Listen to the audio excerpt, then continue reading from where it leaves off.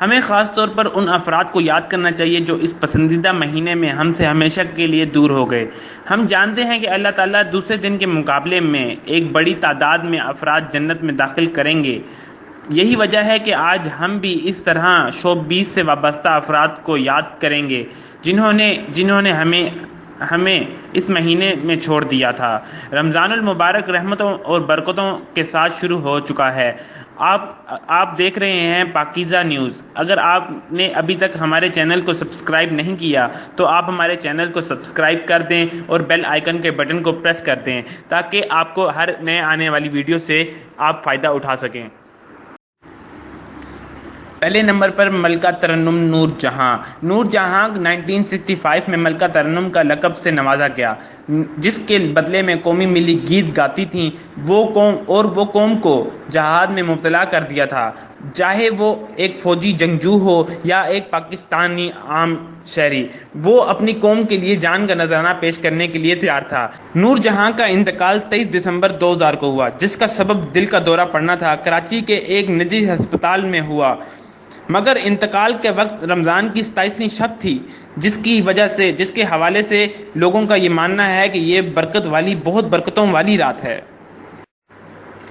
اور دوسرے نمبر پر امجد صابری کو کون نہیں جانتا۔ میں قبر اندھیری میں گھبراؤں گا جب تنہا، امداد میری کرنے آ جانا رسول اللہ کی نعت سے مشہور ہونے والا ایک نعت خواں تھا۔ یہ وہی نعت تھی جو ہر چینل کی رمضان میں ٹرانسمیشن پر رہی تھی کہ شاید یہی بات ان کے کسی دشمن کو برداشت نہ ہو سکی اور 17 رمضان المبارک کو 22 جون 2016 میں کسی ظالم کی گولیوں کا شکار ہو گئے اور ہم سے ہمیشہ کے لیے رمضان میں رخصت ہو گئے۔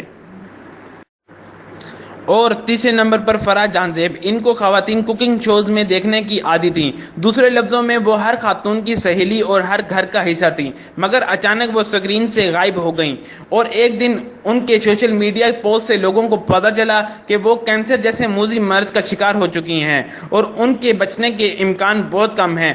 آخر 27 جولائی 2014 کو وہ فرح اپنے خالق حقیقی سے جا ملی۔ اس دن رمضان کی 30 تاریخ تھی۔ اور چوتھے نمبر پر بلال خان، نوجوان اداکار بلال خان کی زندگی جذبوں سے بھرپور اور آنکھوں میں بڑے بڑے خواب دیکھ رہی تھی۔ ان کی امید تھی کہ جلد ہی شوبیز کے شعبے میں تمام کامیابیاں حاصل کر لیں گے جن کے خواب وہ دیکھ رہے تھے۔ ایسا ہی بلال خان کے ساتھ بھی ہوا۔ ایک ڈرامے کی شوٹنگ کے دوران ایک دھماکے کے نتیجے میں بری طرح زخمی ہوئے اور 11 اگست 2010 میں رمضان کو اپنے چاہنے والوں کو ہمیشہ کے لیے اداس چھوڑ گئے۔